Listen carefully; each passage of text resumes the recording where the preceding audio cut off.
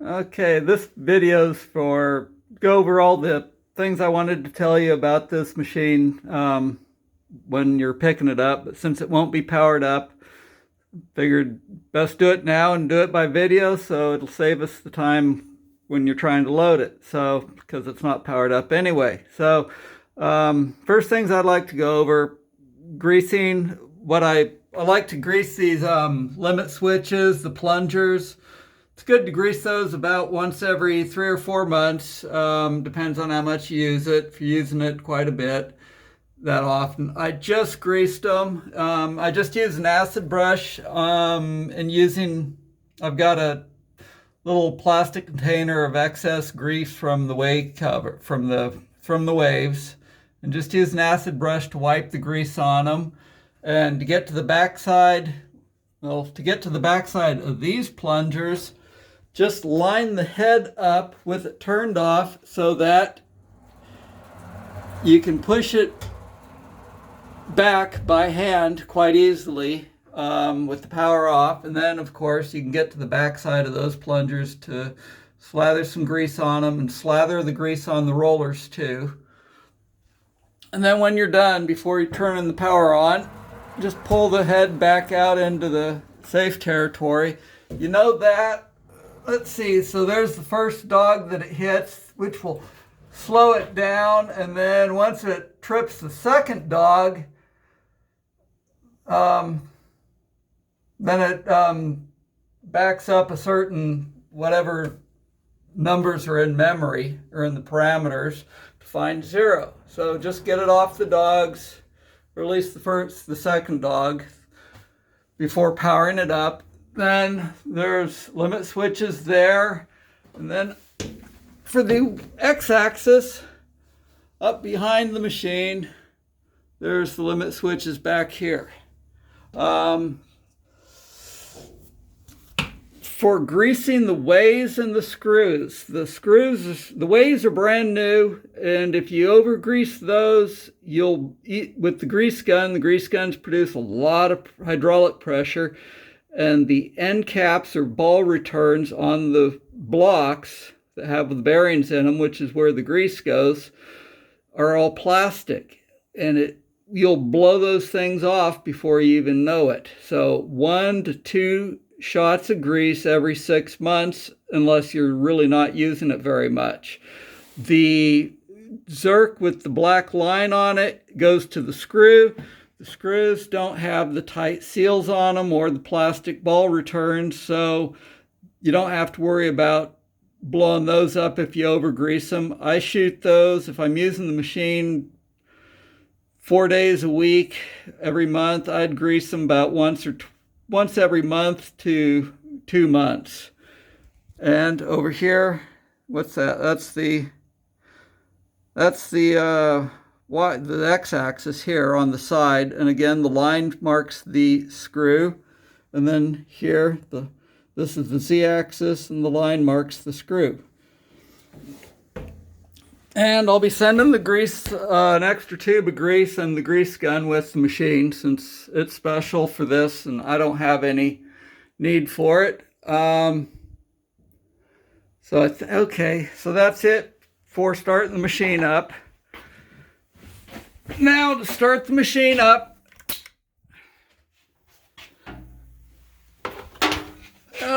turn off the air, bleed the air system. I've got a special filter on this thing. The compressed air blows through the spindle bearings to keep any contaminants out. So you need to have really clean air going through the spindle bearings. So I've got I don't even remember offhand what the filter is called, but do not, with air pressure on it, pop the line off. Don't decompress the air system on this thing real fast, or it'll blow the filter apart. So this machine runs on 60 psi, and it'll reliably change tools down to 35 psi. So doesn't take much pressure. Oh, what the heck. Guess while we're back here,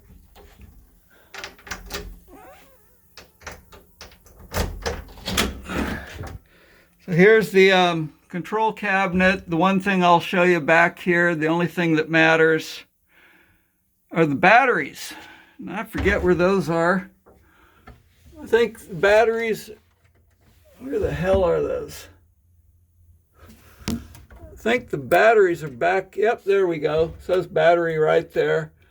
Those are the batteries for retaining the memory, the parameters. You do not ever want to let that die.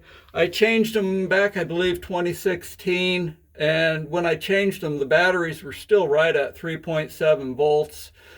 I've had the machine since 2004. I wouldn't doubt if the batteries were the ones that came with it when it was brand new. I have no idea. The machine wasn't that well taken care of before I got it. So it's probably not something you'll have to worry about. Probably not, because I don't think the machine will last another 20 years.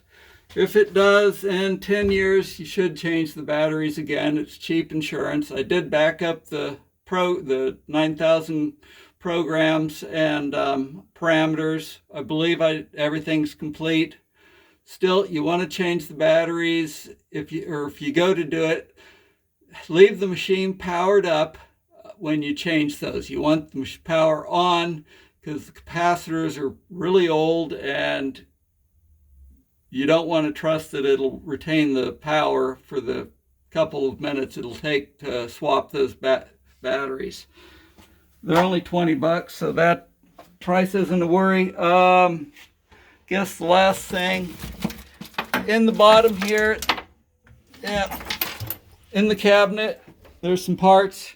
Main part is this is the line to plug in for the coolant pump when you get it. When you get one, coolant pump just plugs in there. It's 3-phase. So that's easy enough to figure out. It runs on 220 volts. So I've got to step down on the transformer. Here is where the 4 lines coming in, the power. So this will be empty when you get the machine. There's the switch to open the door. You got to turn it just past off, away from on, to latch it. So that's what latches. Here's the key. I'll pull this out and leave it somewhere.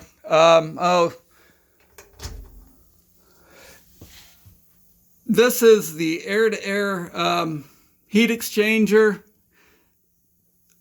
It's something, keep it clean. It's pretty clean right now. Probably wouldn't hurt to clean it again. Just run like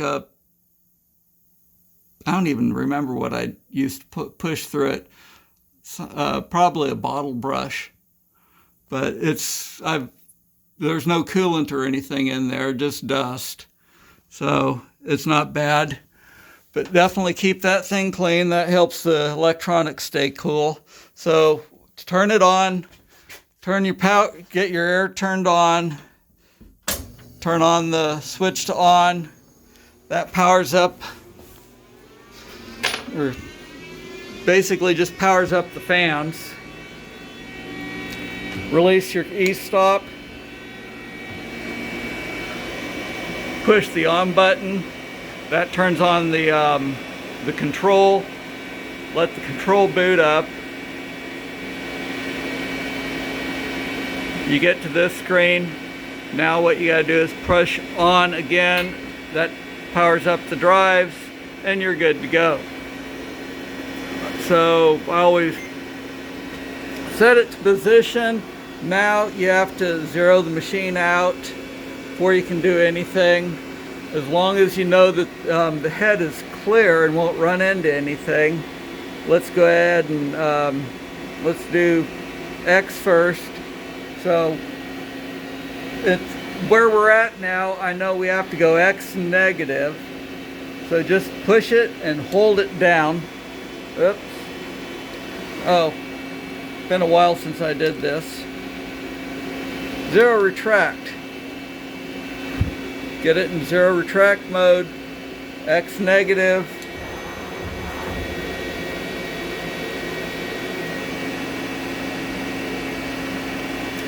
Control's zeroed out from where it was when it turned on. This doesn't have absolute encoders. So now Y negative, up too far. So now I just go Y positive and it will just wrap it to the machine. Again, it slows down it after hitting the first dog, and then it'll stop at a predetermined point after the second limit switch is activated. You know it's done when the control goes to zero and the light comes on. So now we got Z. I know I'm above the limit switch here.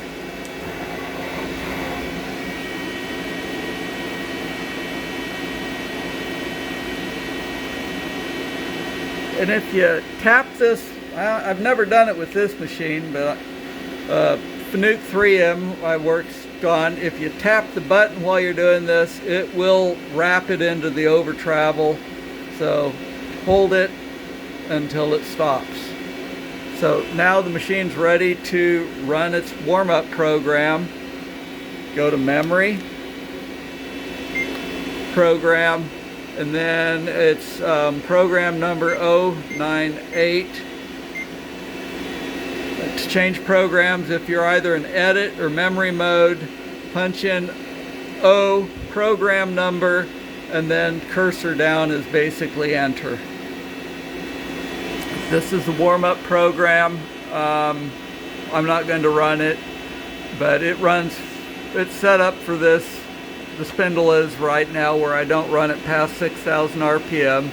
It runs all three axes and warms up the spindle, stepping it from 1500 to 2000.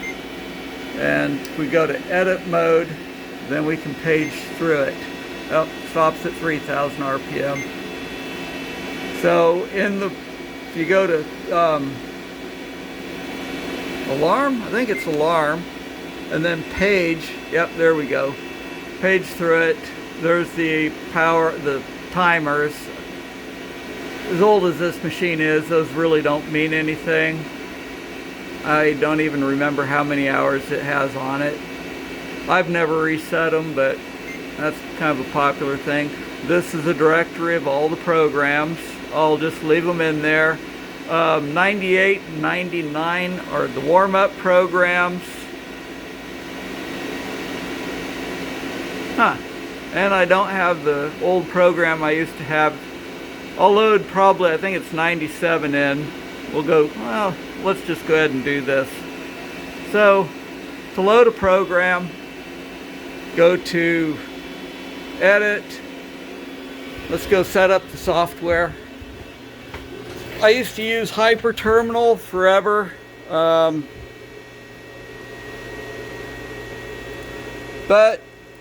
I eventually got to where I had to run some programs DNC in my Kitamura, so I ponied up for DNC4U, which if you have to buy a communications program, I love it, works great. What I love about it most is it tells you what signals are active coming from the machine.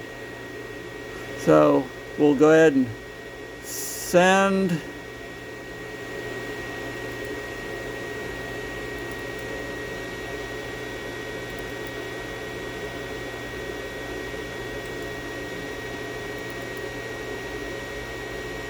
Oh, bummer.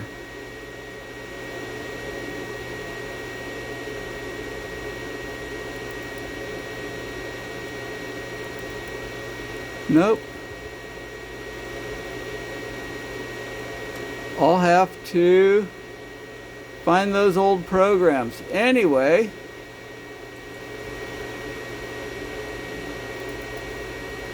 so to load a program, you'd get it into the ready state, come back to the machine. In edit mode, press in, program, I guess you have to be in edit, in program, press in, and At this point, I go back to the control, send the program to the control, and it will automatically load. So to get out of this, just press reset. I'll load it later.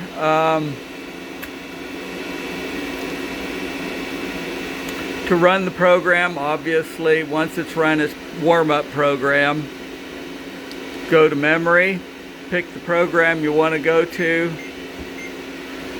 Again, O, program number, cursor down to switch to that program. And there's one of the programs I was using to make these test pieces I made to just be able to tell state what the accuracies are of the machine are right today. So let's go back to go into if you want to jog it around manually, I like to use the wheel or the feed tape. So pick how fast you go, manual, which axis, and then crank the wheel. I'm just going to move the head out of the way.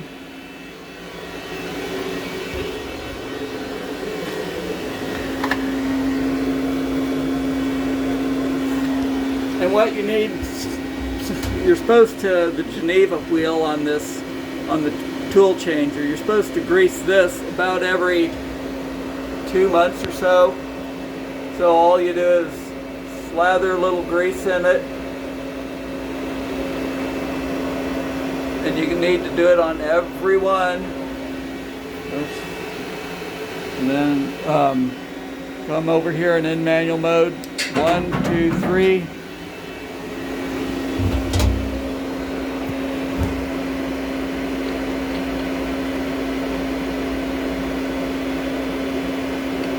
And just stick some grease in there. 1, 2, 3. Go ahead and I'll finish that later after I'm done with this. These might look a little hokey, but you want to keep these guards here. What it does, it'll keep the coolant angle from down low. It will spray coolant up under these covers and gets on your ways. The ways when I got the machine looked like they'd been dipped in salt water for 6 months, so make sure you keep these here. If you don't, make sure you run a warm-up program that runs the full travels, and to do that you're going to have to fix this telescoping screw. Yeah, I'm not moving the machine by hand now. So the telescoping cover on the y-axis, it's a little mangled back there. I wrote that in the description. You really need to create a better seat for it to push against the casting back there. It's pretty worn. It was torn up when I bought the machine in 2004, so it's just gotten pretty worn back there. And I put a new cover on it. The cover lasted about a year. I never used the full travels, but I'd run them during the warm-up program, and it finally chewed up the cover. I think if you just shorten this cover, you can salvage the cover that's on it and still have full travels, but you need to make a step washer, a big step washer that would telescope into the cover a little bit to support it, hold it centered, and then maybe epoxy it to that casting back there. That way the cover would be supported, centered over the screw, and have a flat surface to push against.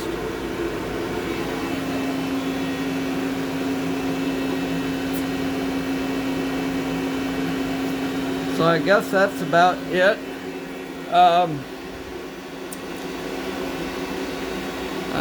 I don't think I'll send you the cable. You'll get the cable with the machine, the RS-232 cable.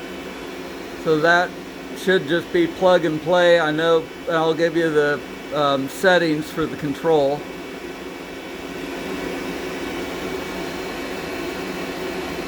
So to turn off the machine, you'd run the program 97, which will grab an empty tool pocket, and then the head will move to a nice position over on the far x-axis positive end, closest to the screw. I always did that. It's nice. Head's out of the way, and it's off the limit switches. So to turn off the machine, all you do, press the emergency stop to kill the drive, power to the drives, go up here, push the off button, turns off the power on the control, and then go back behind the machine, turn off the main power. And that's all you need to do.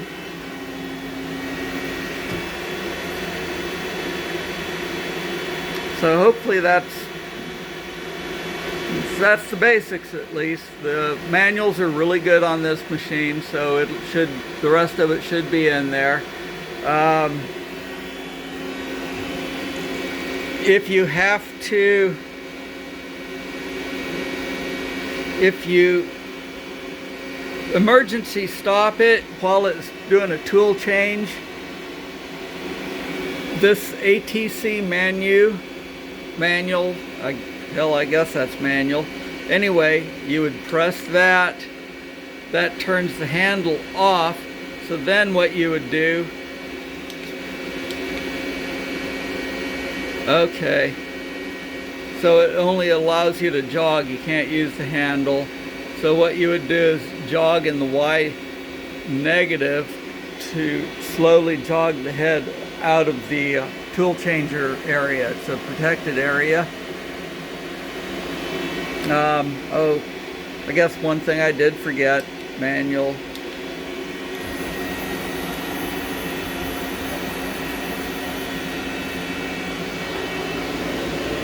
You'll see this thing has a shutter door that's cam driven. There's a follower bearing back there.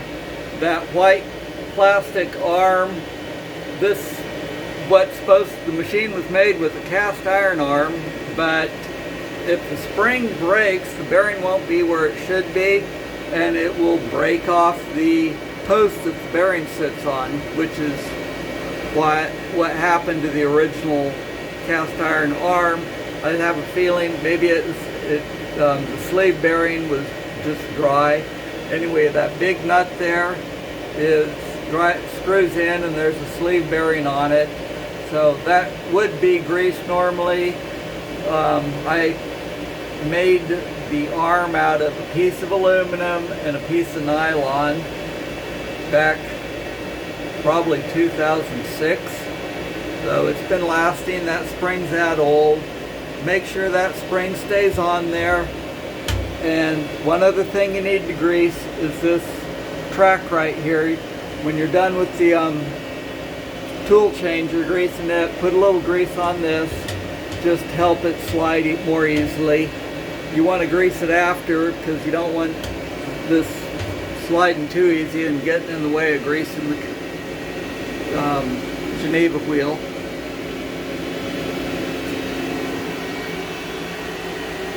So I think hopefully that's it. Anyway, good luck with it. Bye.